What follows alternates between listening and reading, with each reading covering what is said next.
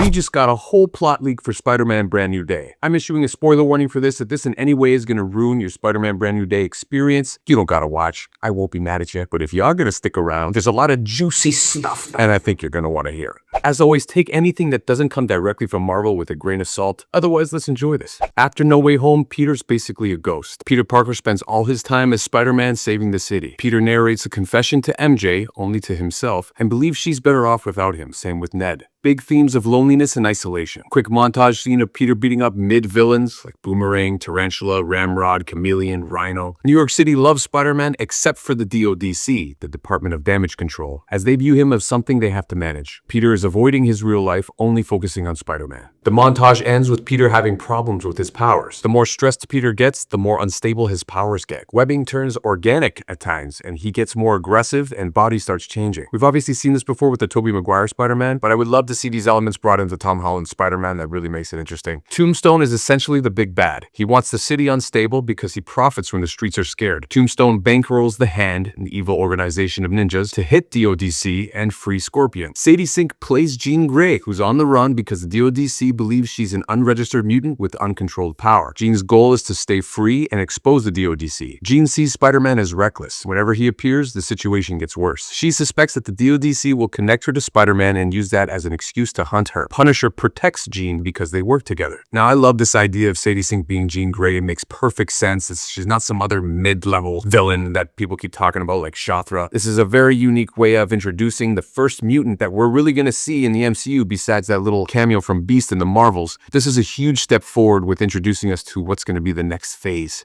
in the mutant saga. And she's already confirmed to be in Secret Wars, so this all makes perfect sense. It's playing into what we know already. The DODC is transporting Matt Gorgon, Scorpion, to a more secure location, which is the big convoy seat. The Hand attacks the convoy on the highway while Spider-Man comes to fight them off. Punisher helps too. The DODC crashes at a prison where Gargan escapes. After the disaster, the Hand storms the prison to release more prisoners. This is where Spider-Man fights a wave of ninjas in the prison. Spidey has problems with his powers again, but Punisher saves him from the Hand and they retreat. After the prison chaos, Peter's body isn't acting normal anymore. Banner is the only person who can help. That's awesome. Peter's body forces a metamorphosis and ends up in a web cocoon. Peter's emotions are causing this. Organic webbing occurs, more feral and extra limbs come and go.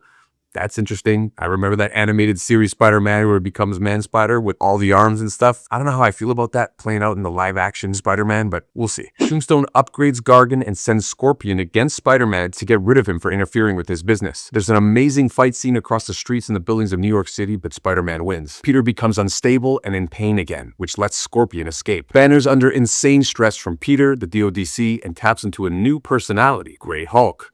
Very interesting. Banner loses control, which causes Hulk to go crazy and terrorize the streets. Basically, stress and emotional turmoil cause this transformation. Punisher shows up in a tank to fight and try to save Banner. Likewise, Spider-Man joins and attempts to help Banner. Jean returns and calms Banner, bringing him back to normal, which falls in line with a lot of the leaked set photos we were seeing. Sadie Sink, Mark Ruffalo, the damage around the prison. That all makes sense here. Just when Banner is back to normal, Peter's stress is maxed out and reaches a breaking point, causing him to become Man-Spider. Man-Spider loses all human features and fights them. Jean anchors Peter mentally and helps Peter realize that he can't only be Spider-Man, but the human side is just as important. Once he realizes that, he turns back to normal. Bruce finishes the antidote serum to stabilize Peter's mutation fully. Jean goes on her way, thanking them for trusting her. She returns in Secret Wars, which has been confirmed. Finally, Peter finds MJ and her boyfriend, Harry Osborn. That's dope. He tells her everything that happened from No Way Home, the narration from the beginning of the movie. Peter understands he can't just be Spider-Man, but Peter Parker is just as important. Ned appears too, and then they have an end credit scene here. The post-credit scene includes the symbiote. Awesome. Tombstone meets an unknown buyer in a quiet, dark hangout. The buyer slides a sealed vial across the table. Inside is the symbiote. Tombstone looks at Scorpion, hinting at Matt Gorgon getting the symbiote first, which does fall in line with some of the comics, so that's pretty cool. I mean, this one is a cohesive plot leak. It lines up with all of the leaked footage we got and the trailer itself. We'll see. It sounds like a pretty good storyline. I don't know how I feel about the whole Man-Spider thing, having Peter turn into a monster himself, and I guess it makes sense, but I hope they do it right. I hope it looks proper. You know, I don't know. I got to see how I feel about that one. But everything else, especially the whole Jean Grey component, I think that's really interesting and something that I never expected to see at all. And the Jean Grey thing is huge because Sadie Sink, being the rising star that she isn't just coming to do a one-off character in a Spider-Man movie. She's here to stay, the character's gonna have longevity, and because she's confirmed in Secret Wars, that does solidify the fact that she is a noteworthy mutant, which only points more so that she is and will be Jean Grey in this movie. This is all very exciting to me. Let me know your thoughts on the plot leak. Take everything that doesn't come directly from Marvel with a grain of salt, but this is something we talk about here on my channel, and I can't get enough of it. I'm very excited. It's still gonna be fresh when we see it, and we don't know if this is the exact plot leak. Some of it might be true, some of it may not be. Also, Marvel may be trying to throw us off the scent as well. I don't know if these are all true leaks. I think Marvel may be behind some of these leaks and to get us all talking about it. And